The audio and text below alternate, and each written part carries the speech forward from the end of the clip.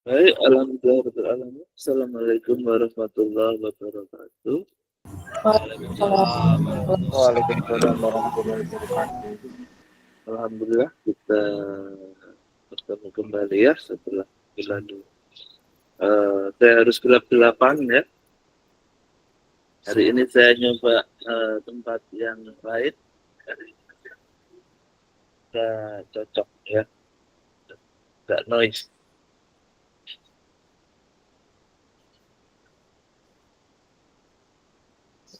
Saya dari slide-nya terlebih dahulu. Jadi minggu ini kita akan membahas tentang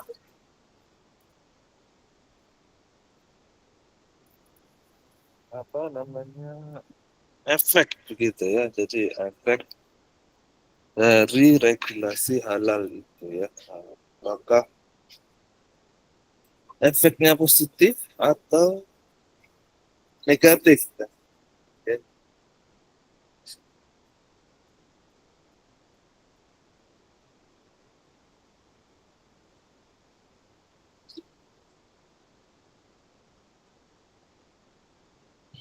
Nah, baik. Mana tadi ya? Oh, ini.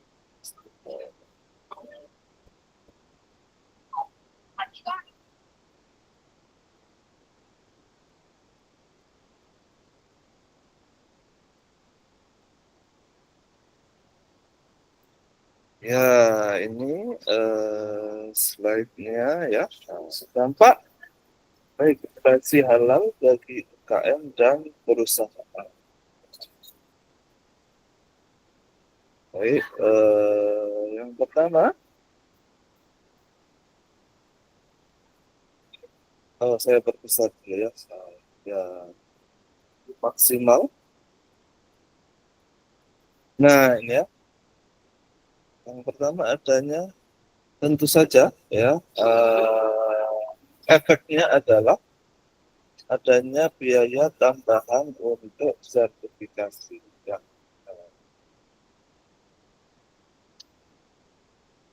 Nah, UKM misalkan ini ya, UKM makanan ringan di Jawa Timur yang ingin masuk Maaf Pak, slide-nya ya, belum ganti.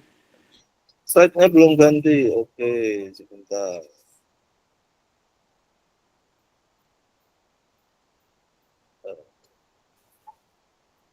Apa sudah?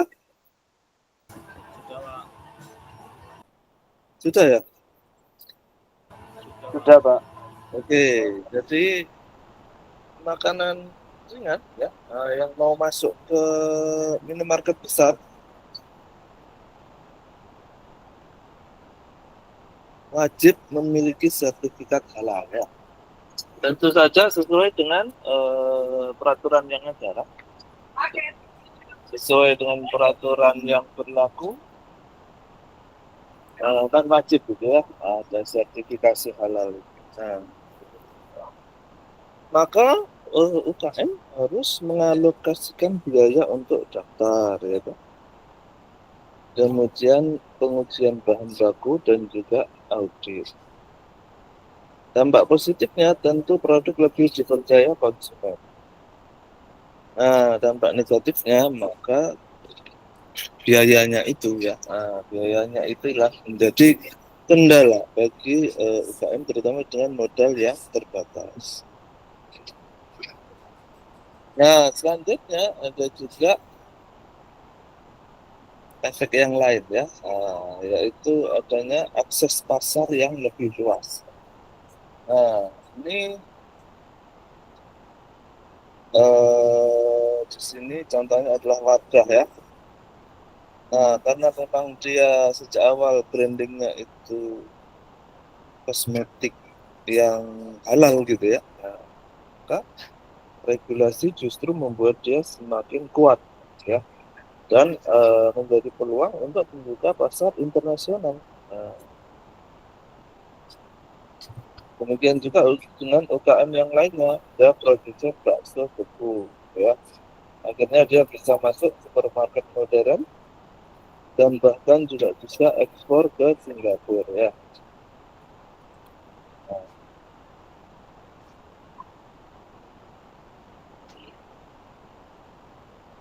Kemudian ada perubahan proses produksi.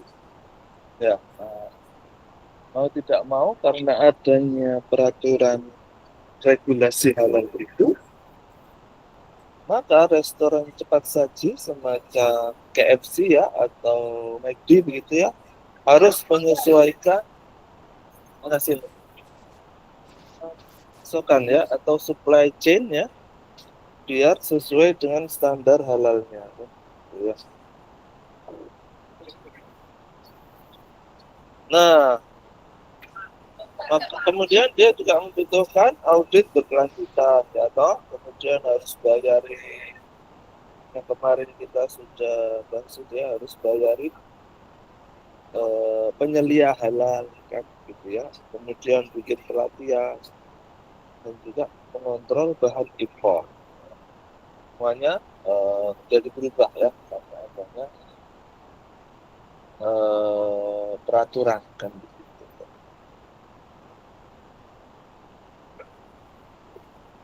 Nah, selanjutnya efeknya yang lain apa? Nah, tapi ada juga efek positifnya yaitu peningkatan kepercayaan konsumen. Ya kan? Contohnya di Slide-nya sini, belum berubah, Pak. oh belum berubah lagi, harus digeser ya. Ya, sudah terlihat ya. Contohnya adalah kimia farma di sini ya.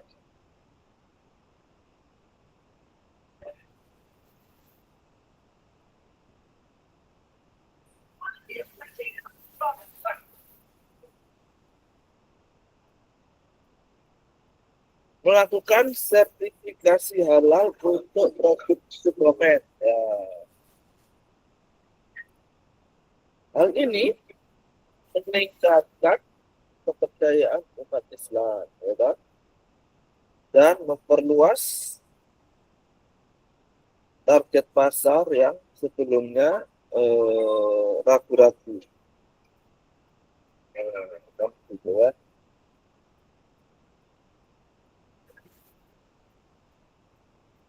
Apalagi kalau obat-obatan ya, karena dia banyak titik kritisnya ya. Nah, jadi apakah dia apa namanya sumbernya itu mungkin sumbernya halal ya, tapi kan ada ya apa namanya eh, kapsulnya bisa jadi atau deliverynya gimana ya itu kan juga harus dikontrol juga ya. Artinya semuanya menjadi yang terkait menjadi berubah.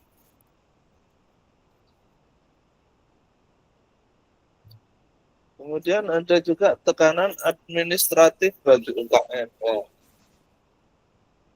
UKM minuman kekinian, misalkan boba, kopi, susu, kesulitan mengurus regulasi halal, maka harus menyediakan dokumen asal usul bahan. Ya. Kan apalagi ini ya, kalau minuman itu kan terutama yang diracik itu ya, itu kan sumbernya macam-macam gitu ya.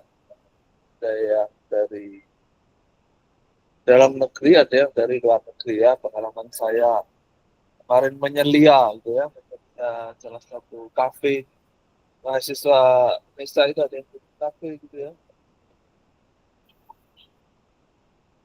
Kita audit gitu ya. Itu sekali bikin minuman itu macam-macam itu sumbernya ya.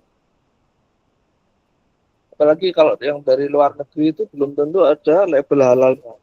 Jadi salah. Nah, dampaknya apa? Beberapa usaha kecil tertunda masuk marketplace besar ya, karena ada persyaratan label halal. Gitu.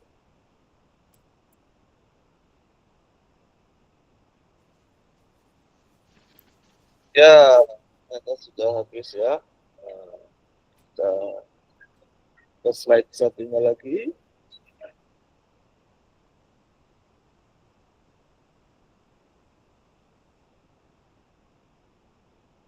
Oke.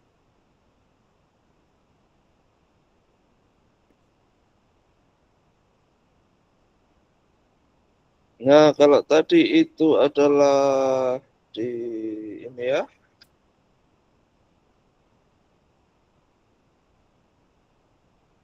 UKM ya. Sekarang coba kita lihat di bisnis lokal ya.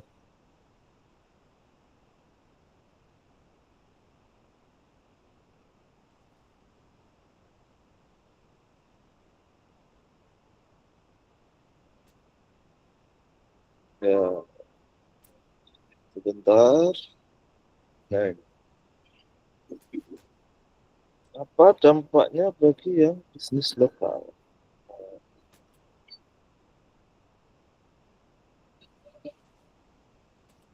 Dampak regulasi halal terhadap operasional bisnis lokal. Nah, regulasi halal sudah menjadi instrumen penting dalam industri makanan, minuman, kosmetik, farmasi. Pemerintah wajib ya mewajibkan ya sertifikasi halal itu untuk memastikan keamanan produknya, menjaga kualitas, kemudian meningkatkan kepercayaan konsumen terhadap pelaku usaha lokal yang memasarkan produknya di domestik maupun global. Oke, kita geser dulu biar enggak ini hilang. Nah, meningkatkan kepercayaan konsumen ya dampaknya, eh, meningkatkan kepercayaan masyarakat terhadap produk yang beredar. Kemudian ada garansi ya, ada jaminan bahwa produk mereka tidak hanya sesuai syariah ya, tetapi juga terjamin kebersihannya, kualitasnya, keamanannya. Karena kan kita nggak cuma halal ya, tapi harus toyib.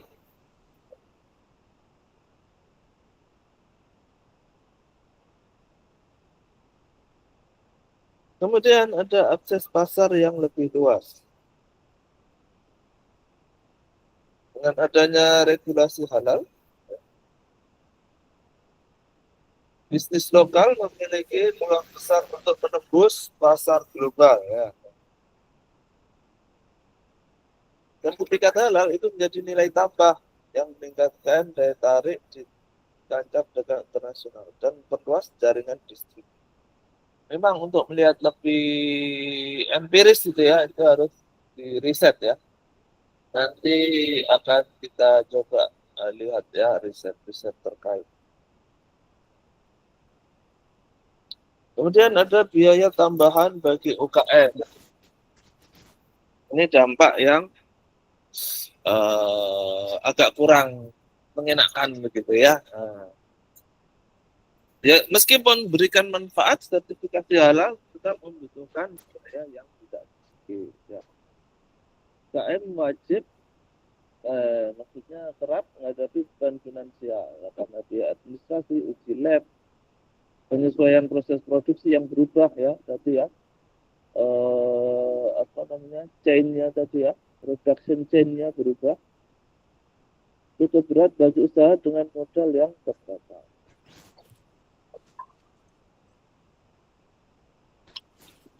Nah, tadi ya, proses produksi itu mematuhi regulasi halal, bisnis harus menyesuaikan ini apa namanya rantai pasok itu ya tadi chain tadi ya, supply chain, kemudian bahan bakunya gimana, peralatannya juga kan nggak cuma zatnya kan, prosesnya kan juga diawasi sama penyelia ya, apakah eh, sendoknya terkontaminasi habis masak babi atau tidak gitu ya. Standar kebersihannya juga ketat ya dalam setiap pengawasan itu ya.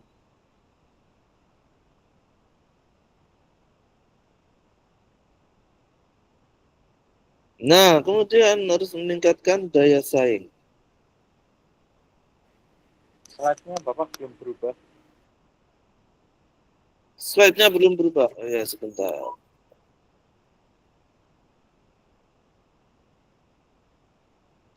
Ya, produk yang bersertifikat halal menjadi lebih kompetitif di pasar domestik maupun internasional ya, karena meningkatkan brand image. Nah, tapi begini, saya sudah cerita ya, kalau nggak salah minggu lalu ya, kita punya mahasiswa yang dia stay di Korea Selatan ya, dan beliau menyatakan bahwa apa namanya di sana di Korsel itu yang ngasih stempel halal itu dari berbagai lembaga gitu ya, nggak kayak di Indonesia cuma Kemenakan gitu ya, atau dulu MUI ya, sehingga standarnya berbeda-beda gitu ya. Nah, itu salah satu masalah dalam standarisasi halal itu ya. Jadi memang ada yang apa namanya, ada yang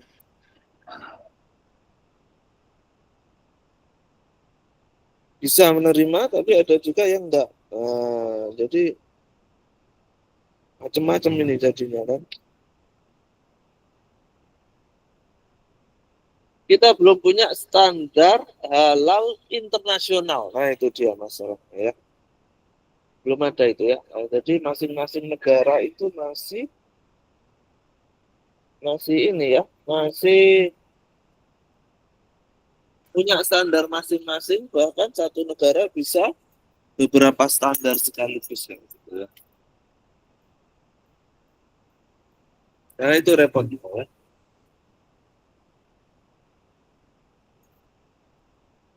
Kemudian ada tantangan administratif ya. Pelaku usaha itu juga menghadapi tantangan administratif, harus melengkapi dokumen, audit rutin, bayar penyelia sama kayak tadi ya, mengikuti prosedur regulasi, bukan pemahaman mendalam, dan butuh pendampingan teknis. Nah, ini kaitannya sama ini ya, apa kemarin yang nanya itu ya, Mbak siapa kemarin itu kan ada yang nanya ya. Nanti kalau yang self declare itu gimana pengawasannya setelah berhasil? Terus nanti kalau berubah ininya gimana? Berubah bahannya, gitu ya. Kan ada pertanyaan begitu kemarin ya. Iya, Pak. Nah, makanya itu ternyata ada mekanismenya ya. Jadi masyarakat itu boleh, selain ada sidak ya, selain ada sidak dari kementerian, masyarakat itu boleh melapor ternyata ya. Boleh melapor kalau ada sesuatu yang mencurigakan. Nanti BPJPH ya, Badan Penjamin, bisa turun tangan ya. Nah, makanya ada banyak pihak yang terlibat ya, selain lembaga ini lab kan gitu ya, lab halal, terus ada pendamping halal, ya, terus ada penyelia halal bagi yang perusahaan-perusahaan yang besar ya, self declare. Itu banyak yang terlibat. Kemudian ada dukungan pemerintah, ya, dukungan pemerintah memberikan subsidi ya, sertifikasi bagi yang ini ya, self declare itu tadi ya, terus penyediaan pelatihan, sosialisasi di kampus kita kan punya pusat halal, ketuanya Bu Abidah itu di tingkat universitas ya. Tapi kalau teman-teman ada pertanyaan, dia kan gencar juga itu ya, mengadakan berbagai pelatihan. Minggu kemarin, itu beberapa hari yang lalu ya, ada itu pelatihan juga itu. Teman-teman S2 juga ada yang ikut kemarin ya.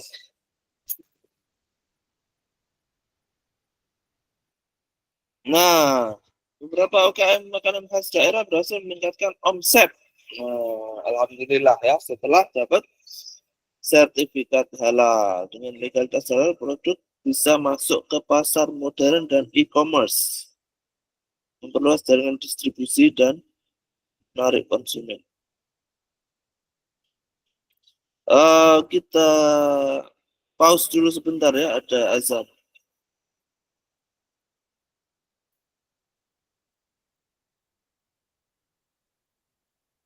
Oh, ini sudah selesai lagi. Dampak positif, tapi kekurangannya adalah biaya dan administrasi. Kita ini dulu, break dulu untuk azan sebentar ya.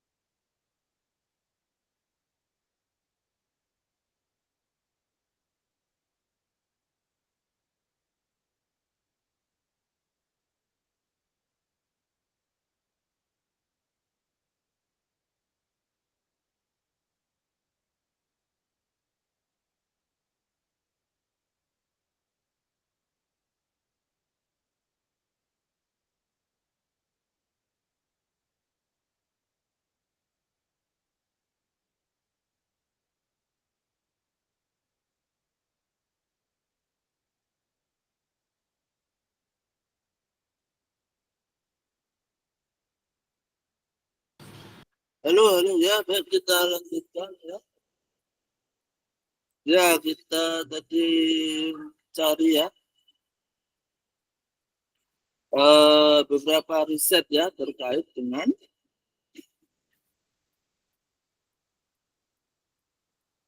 dampak ya. Nanti teman-teman juga bisa ya meningkatkan ya apa namanya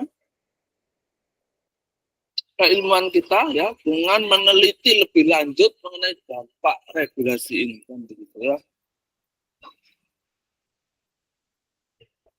Terutama bagi para pelaku usaha itu seperti apa Pak? Nah, ini contohnya ya. Dampak kebijakan sertifikasi halal terhadap pertumbuhan industri pangan. Jadi dari Universitas Gas ini salah kayaknya. Gasri lagi. Karena saya ada teman juga di sana. Adanya Universitas Yarsi ya, bukan Yasri ya. Nah, keywordsnya dia adalah sertifikasi halal, terus pertumbuhan industri pangan, dampaknya gimana keamanan pangan dan juga kualitas pangan. Ya. Kita langsung baca ya. Hasil penelitian menunjukkan bahwa memberikan dampak positif ya, meningkatkan kepercayaan konsumen, memperluas pasar ya toh. Nah, cuma dampak negatifnya adalah biaya tinggi, prosedur rumit, syarat administratif, kemudian harus bayar-bayar.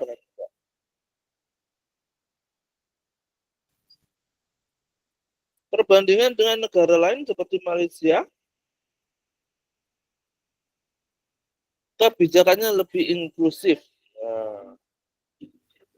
dan dukungan pemerintah lebih kuat, mendorong pertumbuhan UKM. Ya. Oke, masih banyak yang lain ya.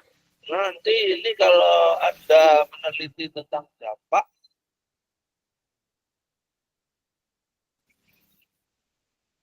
itu kan bisa sebagai sumber ya. Tapi dari Scopus juga banyak nampaknya ya, nanti kita lihat. Misalkan ini implikasi sertifikat halal dalam manajemen bisnis industri. Nah, coba kita lihat.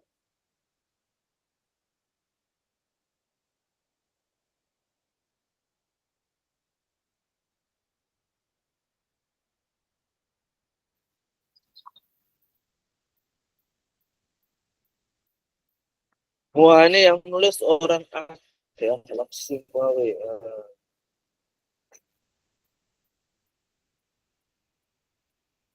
penelitian membahas mengenai industri makanan dan minuman di Indonesia menunjukkan pertumbuhan signifikan menjadi kontributor. Nah, namun masih ada ini abstraknya kok ini ya terlalu panjang kali lebar. Hasilnya mana hasilnya? Nah ini penelitian menunjukkan bahwa sertifikat halal memiliki implikasi dalam manajemen bisnis. Ada pengaruh ke strategi pemasaran ya toh, terus akses pasar global, kemudian efisiensinya gimana itu ya.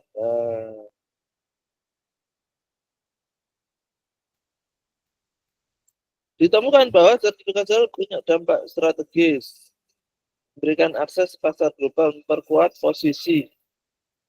Nah, jadi ini dampaknya positif semua ya.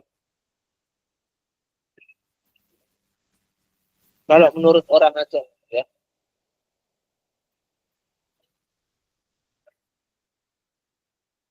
Kita lihat selanjutnya.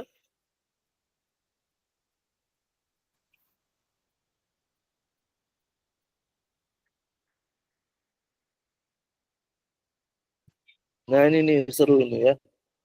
Dampak sertifikasi terhadap penjualan. Wah, seperti apa ini ya? Mari kita baca.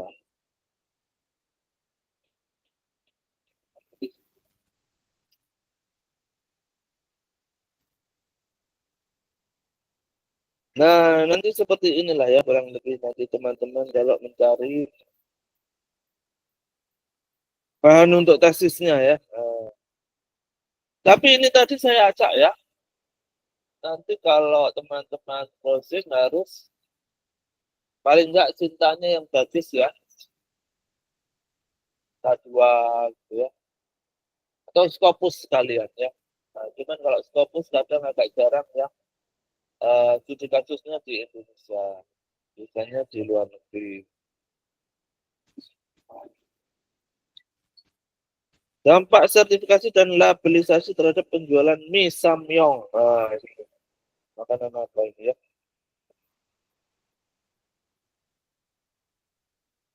Oke, kita lihat.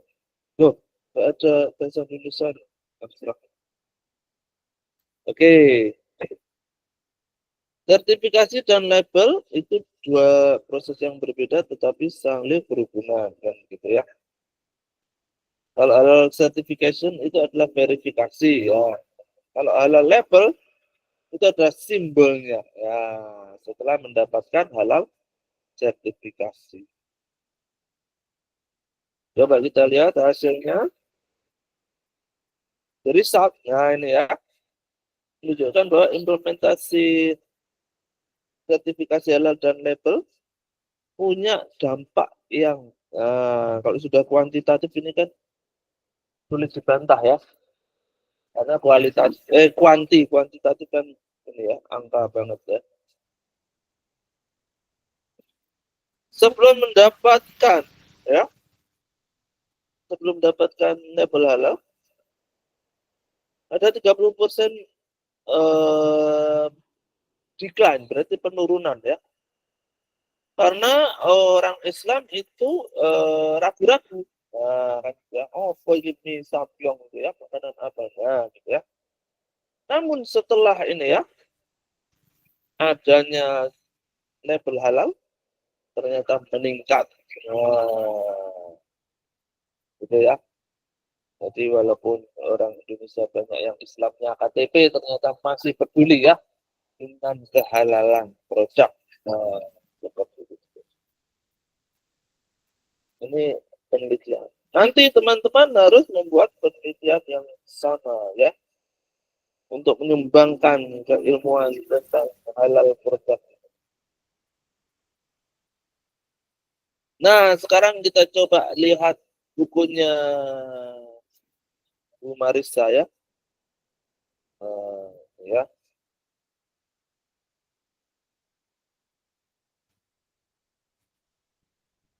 kita coba lihat ada nggak yang terkait dengan materi kita hari ini ya.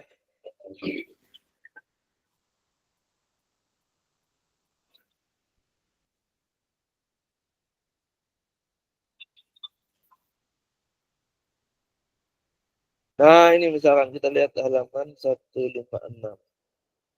Mana cara lihatnya ya?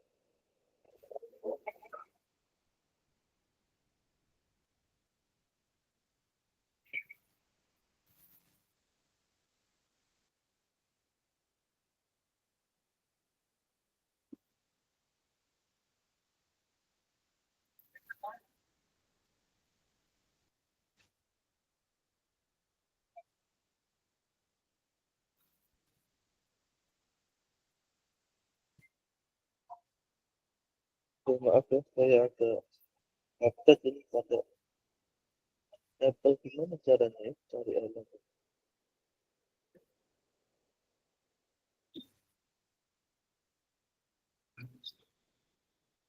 Oh, ini. Nah, ini ya. Nah.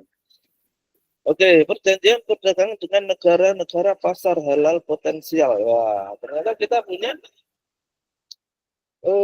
treaty kan gitu ya. Treaty itu berarti semacam perjanjian ya. Nah, 4 dari 16 negara potensial tujuan ekspor berasal dari kawasan Asia Tenggara. Malaysia, Thailand, Filipina, Kamboja. Nah, Indonesia salah satu inisiator terbentuknya ini ya ASEAN kan gitu ya. Makanya kita cukup disegani kan gitu ya. Nah, secara total ASEAN sudah menghapus 96% tarif ya. Ya. Jadi ini sangat bermanfaat bagi UKM ya. Ada ASEAN SME Online Academy, ada sekolahnya. Ada ASEAN SME Service Center sebagai portal ya toh. Terus ada ASEAN Business Incubator Network, ASEAN Mentorship, ASEAN China Free Trade Area. Luar biasa ya. Kalau ada ASEAN India Free Trade Area. Tidak sia-sia ternyata ini ya kita dirikan ASEAN ini ya. Nah, implikasinya apa bagi UKM? Ya, terbentuknya portal itu yang penting ya. Ini dengan Uni Eropa malahan ya. Wah, Indonesia Eurasia Economic Union. Wah, luar biasa. Artinya sudah cukup banyak lah ya yang bisa ditembus ya karena regulasi halal. Demikian juga kemarin itu ada tamu ya, tamu dari UPI ya, Universitas Pendidikan Indonesia. Itu beliau berkata tuh, Mas ada kuliah tamu itu ya, jadi beliau berkata bahwa sebetulnya ya peluang ya untuk alumni ya, peluang untuk alumni ekonomi Islam ya, peluang untuk alumni ekonomi Islam atau halal ya, kan terkait ya, sama-sama terkait. Itu justru banyak yang di luar negeri ya. Jadi justru banyak yang di luar negeri. Artinya kawan-kawan nanti kalau lulus itu justru malah prospeknya itu kerja di luar negeri. Ya. Tentu saja dengan networknya yang bagus ya. Kemudian bahasa Inggrisnya tentu juga harus bagus ya. Tapi itu adalah sebuah peluang yang luar biasa menurut saya ya. Baik, kita lanjutkan. Ya, kemarin itu ya.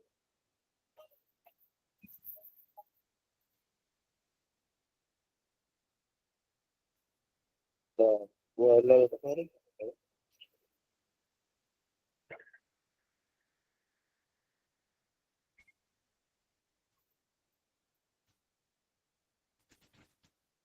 Oh ini nih.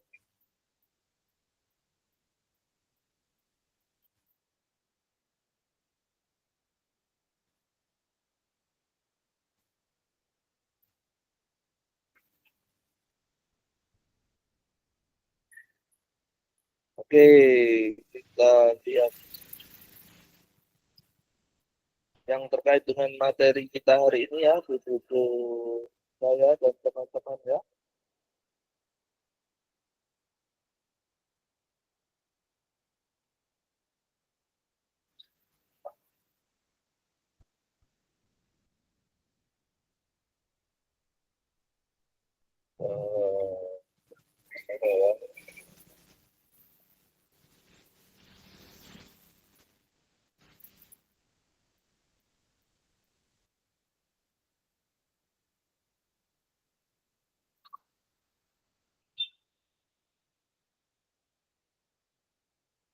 Habis.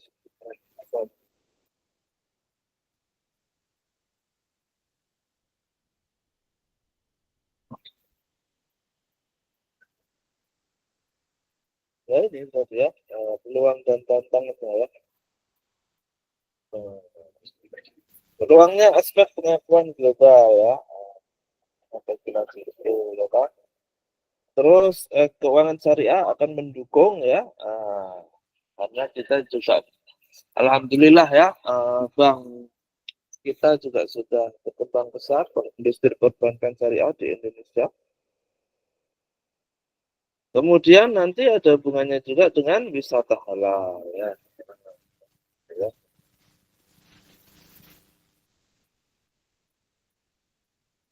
Kemudian halal lifestyle ya kan. Nanti ada hubungannya dengan fashion. Terus apa namanya? Minyak, perlengkapan mandi, sabun, scrub, kulit, wajah, parfum, wangian. Wah, ya, macam-macam.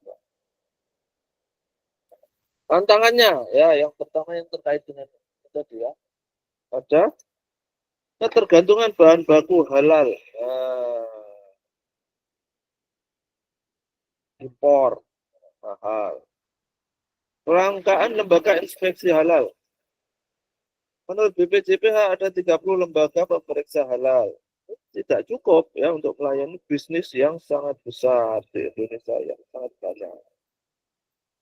Selain kekurangan LPH, kelangkaan auditor halal juga jadi tantangan. Ya. Terus kurangnya kesadaran masyarakat Indonesia, tantangannya lagi ya, bahwa masih banyak yang kurang peduli kan, gitu ya. Saya nggak pakai sertifikat aja udah halal kok, ngapain saya harus? Maksud saya juga banyak yang beli, ngapain saya harus ngurus sertifikasi segala kan? Ya, belum tentu nanti tak sertifikasi mahal-mahal ini saya naik, apa namanya, pengunjung saya naik, ya, atau mahal-mahal nggak naik ininya pengunjungnya kan jadi kehilangan biaya ya.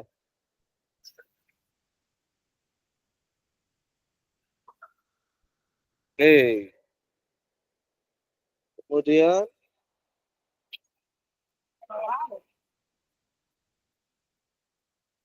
ya nampaknya habis ya. Kita bahas minggu depan saja ya. Baik,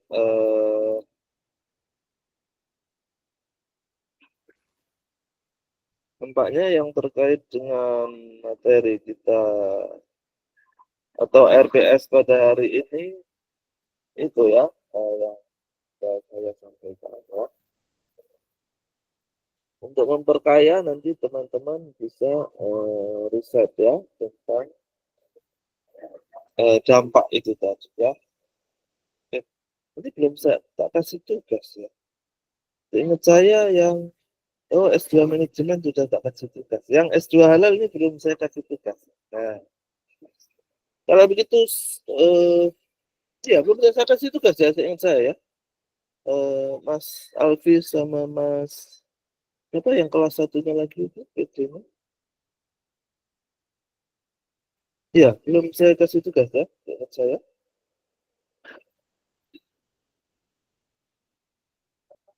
Halo, halo, halo, saya terdengar. Terdengar, Pak? Oh ya, ya Mas Alfi ya, belum saya kasih tugas ya. Halo, Mas Alfi, Iya, Bapak. belum tak kasih tugas ya, kelas ini ya. Belum, Bapak. Ini pertemuan ketiga belum ada. Oh ya, baik kalau begitu untuk memperkaya ya sesuai dengan materi kita hari ini ya. Tolong tadi yang sudah saya cicil tadi dilanjutkan, yaitu mencari riset-riset terkait ya tentang dampak regulasi halal, baik dampak positif maupun dampak negatif, baik apa namanya riset dalam negeri maupun luar negeri. Nah, nanti tolong didata, kemudian dijadikan sebuah esai begitu ya, eh, mengenai dampak regulasi terhadap bisnis atau UKM atau apa namanya industri secara umum, itu dianalisis banyak positifnya atau banyak negatifnya. atau harus bagaimana sarannya. Nah, bisa menjadi tulisan yang menarik ya. Mungkin itu ya. Ada yang ingin ditanyakan mengenai tugasnya? Sudah Bapak. Izin bertanya mengenai untuk absensinya bagaimana ya Pak? Apakah nanti di akhir pertemuan ke-6 saja atau bagaimana? Oke, nanti ini sebetulnya kalau saya record ya, kalau saya record itu, nah saya lupa tadi yang pertemuan 1, 2 saya record atau enggak ya? Harusnya sih saya record ya. Itu ada otomatis tuh datanya itu ya, siapa yang masuk, siapa yang nggak masuk, tapi nanti belum saya rekap ya, belum saya rekap, nanti sudah terrecord kok itu secara otomatis ya ke Excel-nya. Gitu Mas Alfi, ada lagi yang ingin ditanyakan? Pak, saya mau tanya, Pak. Ya, silakan Mas. Untuk pengumpulan tugasnya kapan, Pak? Oke, seminggu cukup nggak?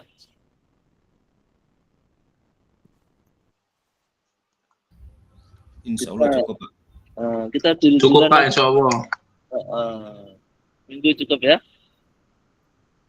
Anda kan harus berlatih menulis ya. Nah, untuk persiapan Iya, Pak. teknis ya. Oke, seminggu cukup ya. Berarti next week saya minta tugasnya. Mungkin ditaruh di drive begitu ya, agar bisa kita bahas bersama-sama. Ada lagi yang ingin ditanyakan? Mbak Yuliana kayaknya mau tanyain Mbak Yuliana. Insya Allah sudah cukup, Pak. Oke, ya. Semangat sekali Mbak Yuliana ini ya. Baik, kalau belum ada yang ditanyakan, nanti bisa ditanyakan lewat Mas Akmal atau Mas Alfi ya. Lewat PC. Saya kira kita akhiri dulu. Oh ya, Mas Akmal tanya lagi, silakan. Pak, minta tolong untuk materinya di-share ya, Pak. Untuk yang ini. Oh ya ya ya. Baik baik, siap siap.